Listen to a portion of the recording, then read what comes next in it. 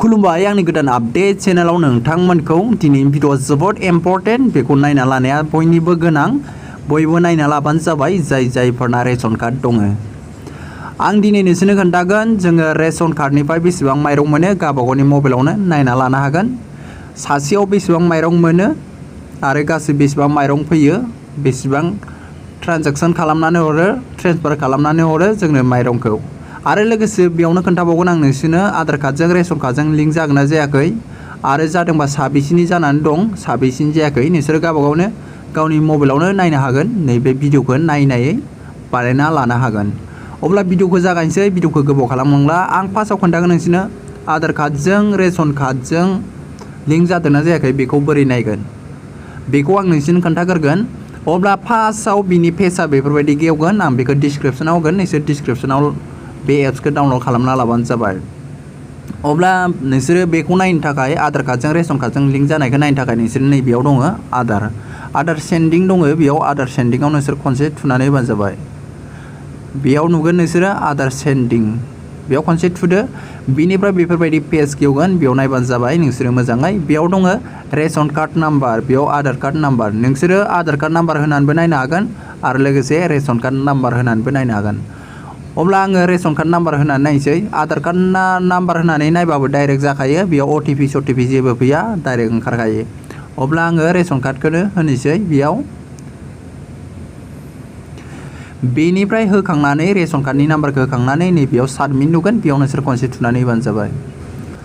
अब्ला नायदो बेफोरबायदि पेज गेवगोन बेयाव नायबानो जाबाय नोंनि हम स्टेट हम डिस्ट्रिक्ट स्किम कार्ड नाम्बार गासैबो बेयाव ओंखारजोबगोन। नोंनि रेशन कार्डनि नाम्बाराबो बेयाव ओंखारगोन आधार कार्डजों नायबाबो बेफोरबायदिनो ओंखारगोन। नोंसोरो रेशन कार्डखौ बावना थाबाबो नोंसोरो रेशन कार्डनि नाम्बारखौ बावना थाबाबो नोंसोरो बेयाव आधार कार्ड नाम्बार होनानै नायनानै रेशन कार्डखौ नोंसोरो बेफोरबायदि नायनानै डाउनलड खालामनो हागोन। बेयाव नायबानो जाबाय जोंना गासैबो कारेक्ट आधार कार्डआ गासैबो लिंक जाजोबना दं। अब्ला नोंसोरबो बेफोरबायदि नायदो अब्ला नोंसिनाबो ओंखारगोन। बिनि उनाव नायबानो जाबाय आं नोंसोरनो खोन्थाबावगोन। बिनि उनाव जोङो बेक थांगोन जोंनो बेसेबां माइरं हरो बेखौ नायगोन। बयनिबो गोनांखा बेयो नायनानै गावबागाव लानांगौ नङाबा किसुमान मानसिफ्रा थगायो गावबागावनि मबाइलावनो नायना लाबानो जाबाय। बिनिफ्राय नोंसोर बेखौ नायनो थाखाय नैयाव दङ माइ ट्रान्जेक्सन बेयाव खनसे थुनानै हो बिनिफ्राय इयाव रेशन कार्ड नाम्बारखौ होबानो जाबाय। अब्ला आंबो रेशन कार्ड नाम्बारखौ होनोसै।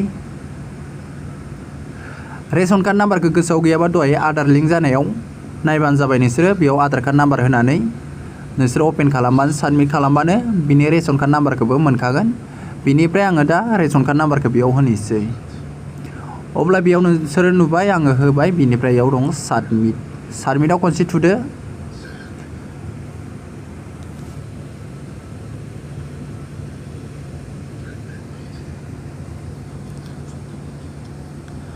नायबानो जाबाय भिडिअखौ फुल नायजोब बिनिफ्राय नोंसोरबो बानायना लाबानो जाबाय। बिनिफ्राय नायबानो जाबाय बेयाव सेल स्टेट ट्रान्जेक्सन टाइपआव रेगुलार फैगासिनो दं बेयाव ट्रान्जेक्सन खालामगासिनो दं माइरङा बेयाव नायबानो जाबाय। राइस बेयाव नायबानो जाबाय सिगां नैबेयाव डेट थाखायो सेल डेट माला हरनाय माला मोननाय बेफोरो डेट गासिबो थाजोबखागोन।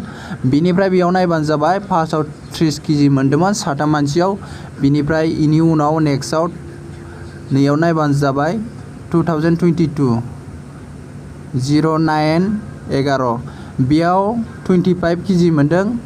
बिनिफ्राय सेकेन्डआव नायबानो जाबाय सेकेन्डआव साथामाव 15 केजि बेफोरबायदिनो ओंखारगोन। बिनिफ्राय रेगुलार 15 केजि जालांबाय थाबाय। नोंसिनाबो बेफोरबायदिनो ओंखारगोन आरो लोगोसे बेयाव जेखौ ओंखारदों बियो गासिबो नोंखागौ आरो बेयाव ओंखारनायजों लोगोसे नोंसिनो बे माइरं होनाय जायगायाव नोंसोरो खम मोन्दोंबा बिसोरखौ कमप्लेन खालामनो हागोन। अब्ला नायबानो जाबाय नोंसोरो बेफोरबायदिनो। अब्ला लोगोफोर आं भिडिअखौ इसेबांखौनो लाबबाय बेफोरबायदिनो भिडिअ मोनबाय थानो थाखाय नेना थाबानो जाबाय उननि भिडिअखौ आं बेफोरबायदिनो मोजां भिडिअ लाबगोन नोंसिनो भिडिअखौ नेना थाबानो जाबाय। आंहा गोबां भिडिअ हगारनाय दङ बिनिफ्राय आङो हास्लाबा सानफ्रामबो मोनफा हगारनो गोनां जायो खामानिबो थायो माखासे बिजिबो जायो नालाय। बेफोरबायदिनो नायना लादो नोंसोरो गावबागावनि रेशन कार्डआव बेसेबां माइरं हाबो आरो आधार कार्डजों लिंक जागोन ना जायाखै। आं लिंकखौ डिसक्रिप्सनाव होदों नोंसोर डिसक्रिप्सनाव मोनगोन लिंकखौ नोंसोर डिसक्रिप्सननिफ्राय नायना लाबानो जाबाय डाउनलड खालामनानै इनस्टल खालामना लाबानो जाबाय अब्ला लोगोफोर दिनै भिडिअआ एसेनोसै नायनायनि थाखाय थेंक इउ फुल नायनायनि थाखाय आरो नेक्स्ट भिडिअफोरखौ नोंसोरो नेनानै थाबानो जाबाय उननि भिडिअफोरखौ बेफोरबायदिनो मोजां मोजां भिडिअ लाबोबाय थागोन।